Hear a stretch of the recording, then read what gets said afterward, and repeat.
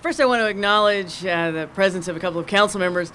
Mayor Pro-Tem Ed Gonzalez, who you're going to hear from in a moment, but glad Ed is here, and council member at large Jack Christie. So, council members, thanks for being here today.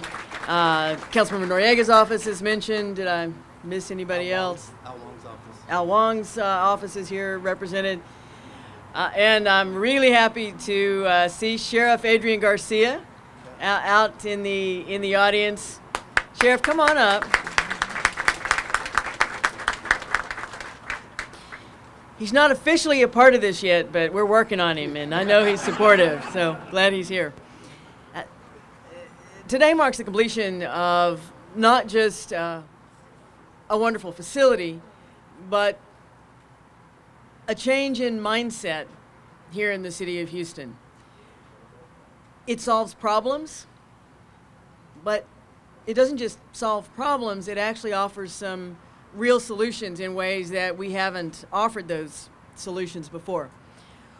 One of the problems that I have been confronting as mayor is how do we get the city of Houston out of the jail business? We have been trying for more than 20 years to get out of the jail business. We're the last big city in Texas to operate a jail. It's not the most efficient use of our resources, and we're a short-term holding facility. How do we get out of the jail business? Fortunately for me, I have a wingman here, Mayor Pro-Tem Gonzalez, who came to me with an idea about, hey, Mayor, I saw something about a sobering center in another city, and I thought it was a really good idea. And he and I explored it. I took that idea. We began to run with it because his idea of a sobering center and my problem of our current conditions in the jail, our jail capacity, and what our long-term plans are for the city of Houston came together. And fortunately, in Houston, whenever there is a good idea, there are people to make that good idea happen. This is not something that the city of Houston could solve by itself. And again, fortunately in Houston, other entities are always willing and able to join hands and help us move forward to a solution. That doesn't mean that it came quickly or easily. There are a lot of moving parts to come together. But let's talk about what can happen in this facility. And going back to my problem, I have a very busy jail, but it's a short-term holding facility. The real bad guys go over to Sheriff Garcia, and those that have committed minor offenses, generally offenses that offend the public sensibilities of Houstonians, get held briefly and then they're released again. But once I hold them, they have a criminal record, and we are a jail. We don't really do any social services. We keep you off the streets. Turns out that a significant percentage of the people we were putting in jail or in jail for being inappropriate in public.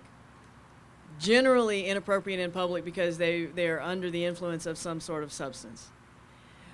I don't need them in my jail. They don't need the criminal record, and they really need help.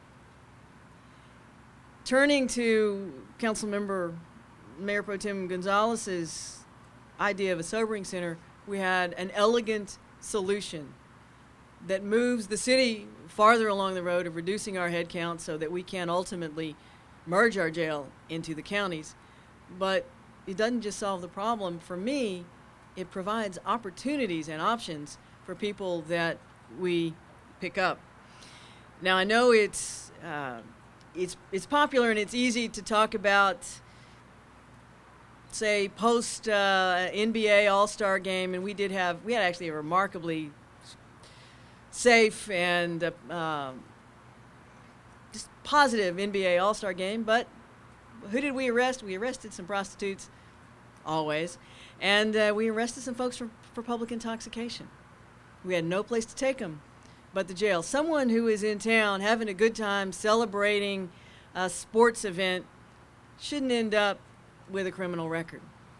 And that's a great thing to talk about. But the reality is that a lot of the people that we arrest are people who are homeless, are people who have a chronic problem, are people who come through the system over and over and over again.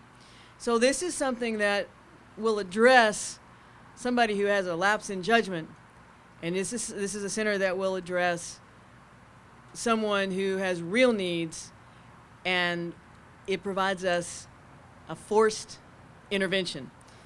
The way it's supposed to work, an officer picks someone up for public intoxication. If they have no other criminal warrants and no other reason to take them to jail, and they're not otherwise combative, they have the opportunity to come here, and the officer will bring them here to the sobering center. The officer completes a one-page form and officially logs what is a prisoner at that point into the custody of our sobering center. Then that officer is back out on patrol, on the streets, serving the citizens of Houston. And we have the opportunity for an appropriate intervention with that person who is no longer a prisoner, they are a client? Clients. They are a client. Now, they're not free to leave right away, but they are a client. They have to stay a minimum of 4 hours. We want to make sure that they are no longer a danger to themselves or others. And others who are going to come up to speak will talk more specifically about the interventions that are possible. But those interventions are not provided by the City of Houston. They are not provided by the police department. They are provided by the practitioners in this community who have the expertise and the long-term commitment to working in case management with the folks who come in the door. Annual operating expenses for this facility are expected to be about $1.5 million. That is compared to $4 to $6 million it would cost the City of Houston to incarcerate these individuals. And again, with the opportunity that maybe we can take them out of the system permanently. That's the holy grail in this.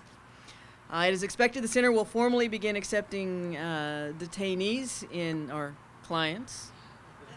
Detainees first, then clients, in the next few weeks. It has taken us a while to get here. I want to thank all of those who are involved in the process. Particularly want to thank Andy Icken, who took Ed's idea and my idea and put it into workable form, did the negotiations. I particularly want to thank those in the Houston Police Department, Chief Ottmeyer and others who worked with us through the process and made sure that on the police side we did what was necessary. And then finally, I want to thank Star of Hope, who is our formal partner in this.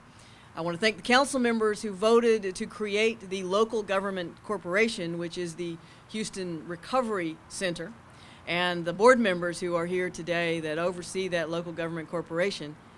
But more importantly, I want to thank the many community nonprofits who will be long-term partners in this initiative as we go forward. Because while what happens in this room or in these rooms is important, it is what happens after we get people here and then we transition them out again that really has the opportunity to change lives and make permanent solutions.